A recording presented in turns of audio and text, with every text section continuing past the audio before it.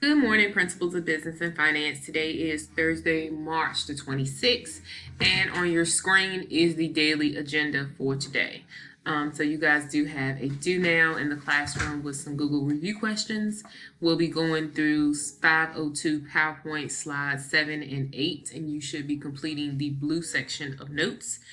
Together, we're going to do the activity 502 Get More, and then you guys are going to be left on your own for the 502 activity Too Much Profit and the exit ticket review questions. Today, grades were due at 9 a.m., so if you have any questions or comments regarding your grade for Principles of Business and Finance, definitely reach out to your respective teacher. As you see at the bottom, Mr. Moore's contact information is there and my information is underneath. Tomorrow I am trying to host a Zoom for my classes. If Mr. Moore's class would like to join in on it, they are most certainly welcome to. I'm trying to get a feel for what times work best for you guys. I'm going to show you where that's at in the Google Classroom for you all to leave your responses. Of course, April 9th through the 17th is our spring break, so there will be no activities posted in there. And we are due to come back to school on May the 15th. That may change also.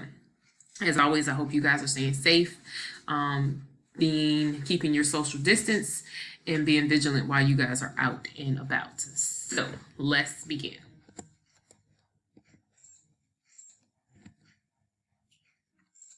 Okay.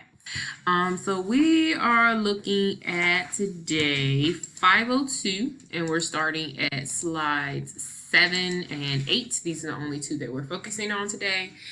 So 7 and 8 focus on some more factors that affect a business's profit. So we all know what profit is. It is just pretty much the money that we get for taking risk involved with having a business. So this is anything left over after we paid all our bills, we paid our expenses. This is what's left over. So the profit motive, of course, is just a desire to make that profit and have people invest in the money. Income is, of course, any money that is received by the owners for supplying those goods or services, and expenses are those things that keep the business running. So we're looking at light bill, water bill, payroll, insurance, those type of things. Cost of goods sold, this is just the amount of money that a business pays to transfer a product from a raw product to an actual product or service that they use. So let's think about things like a paper mill takes in wood and then converts it into paper, wood chips, that type of thing.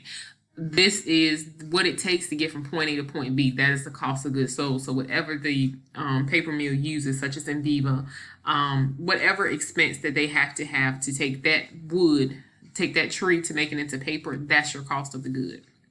Then we look at different things like operating expense. I just talked about that. That's your light bill, that's your water bill. That's anything that helps to keep the business running. Your gross profit, this is just the difference between the sales income and your direct cost of making these products. So a gross profit is used as a performance indicator. You hear a lot of people saying they want to know what their bottom line is. So gross profit is just from the money you take in to how much it costs to make it. So that's not including everything. Your net profit is everything. So your net profit is your income, how much it costs for you to make it, how much the expenses it took to run the business. So that's what you're looking at overall as a business. How much did it take for me to run the business and to make the product? That's what you have at the end of the day. Then again, it goes on a little bit more with profit. And, let me go back one. At the bottom of the screen, you see the calculation for net profit, and it is in parentheses. Remember your PEMDAS, parentheses first, income minus cost of goods, close parentheses minus expenses. So you have to figure that out first. Then back to slide 8, you're again looking at profit. So calculating revenue and expenses equal to net profit or net loss. Of course, if your expenses outweigh your revenues, you didn't make any money, it is a net loss. Of course, the importance of profit is the fact that, hey, if you don't have money to take the risk, then your business can't stay in business. You have to be able to also have people that are willing to invest in your business, that have the money to put into your business. And this can be things such as stocks and bonds and all those other things. You guys really don't know a lot about stocks and bonds right now, but trust me, they're not in a good place. With the economy dropping the way it is, stock market is not where you want to go right now. It's not for the faint of heart. So we're, needless to say, we're not making a profit on anything we have invested right now, but that's another conversation for another business class. And then also, if the business does not make a profit, it's going to fail. That's the bottom line. If you aren't making money, you're going to fail regardless. All right, so I'm gonna give you guys a second just to do your section of notes that is done for today while I get to the other assignment.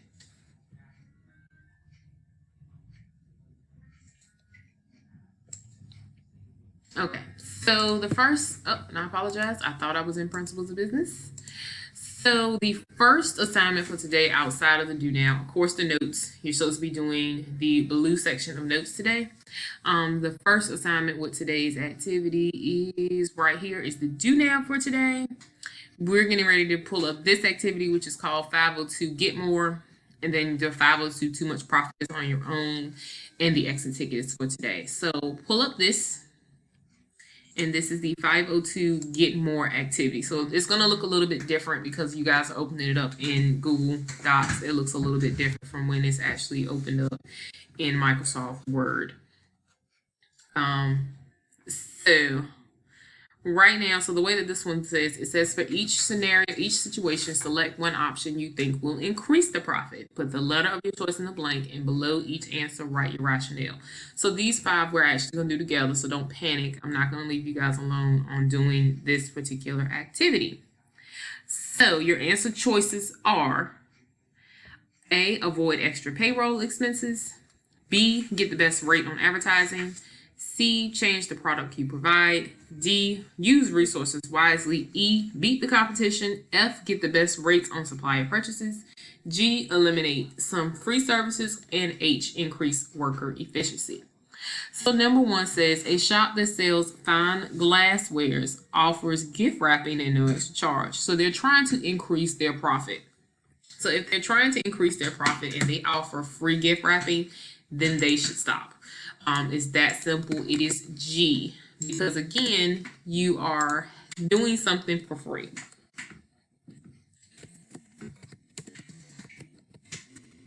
So eliminating the free service or charging for the free service will help increase profit. And I have no idea why it's doing that. It's in a column style, so I'll just work with it the best I can.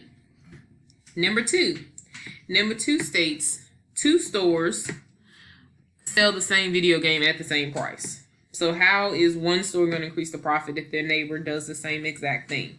So the answer to that one is E.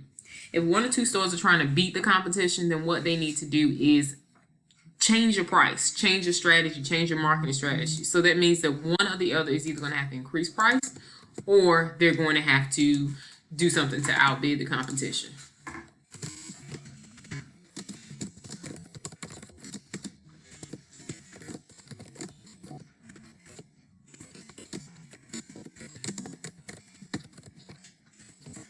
All right. Number 3, there are 12 places to buy the yarn needed for a knitting factory. That's a whole lot of places to buy yarn. So your option on this one is get the best rates on supplier purchases. So if there are so many people that are purchasing things from a company, from the same supplier, then your best option is to try to find a cheaper rate. What this means is if you can find a cheaper rate from a supplier, then that means you can offer it at a different count.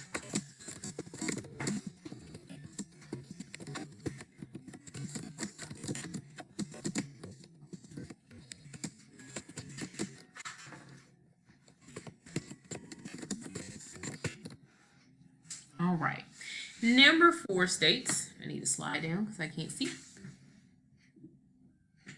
All right, so number 4 states, employees at a printing company do not have a system for completing their tasks quickly and accurately.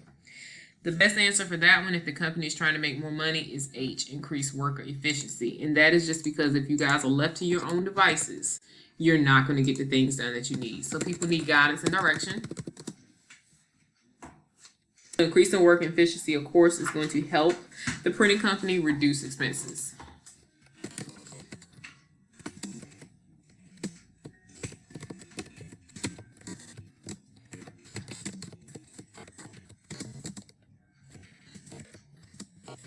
Health boost process. Yes, I tore all those words to pieces. So increasing efficiency productivity and profit. How do I leave that out? All right. And then last but not least is number 5. So at a sign making company, the extra metal is discarded. So if they're trying to figure out ways to boost their profit, it is going to be D, using the resources wisely. And that's simply because there might be some other things that they can do with the metal.